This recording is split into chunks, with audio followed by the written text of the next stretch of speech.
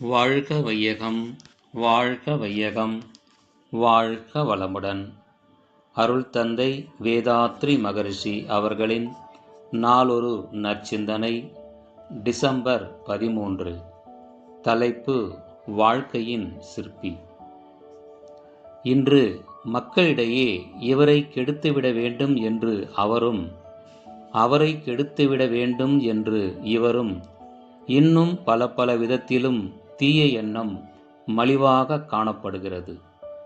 ஆனால் அந்த எண்ணங்கள் செயல்பட விடாமல் அவர்களும் எதிர் நடவடிக்கை மூலம் தடுத்து கொண்டு இருக்கிறார்கள். செயலுக்கு வர முடியாத இந்த தீய எண்ணங்களின் தொகுதி என்ன ஆகும்? செயலாகாத வரை அவற்றுக்கு நிறைவும் வராதே. அதுதான் இன்றெல்லாம் நாம் காணும் இயற்கை உற்பாதங்களாக, அதாவது புயல், வெள்ளம் என உருவெடுத்து எல்லோருக்கும் துன்பமாக மலர்ந்து கொண்டிருக்கிறது.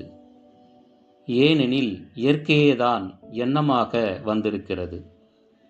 எண்ணமும் இயற்கையின் ஒரு கூறுதான். ஒளி ஒன்றுதான், அது ஆற்றிய செயல்களும் விளைவுகளும் பல. அதுபோல் எண்ணமும் ஒன்றுதான் என்றாலும் அது ஆற்றும் செயலும் விளைவுகளும் கணக்கிட முடியாதன. எண்ணத்தின் விளைவறியாது எண்ணி அது விளைவாகி செயலாக மலரும் பொழுது அவற்றை தாங்க முடியாமல் மனிதன் திணறுகிறான். அவனே வலையும் விரித்து அதற்குள் அவனே சிக்கிக் கொள்கிறான். அவரவர் வாழ்க்கையின் சிற்பி அவரவர் எண்ணங்களே. அருள் தந்தை வேதாத்ரி மகரிஷி அவர்கள் வாழ்க வளம்.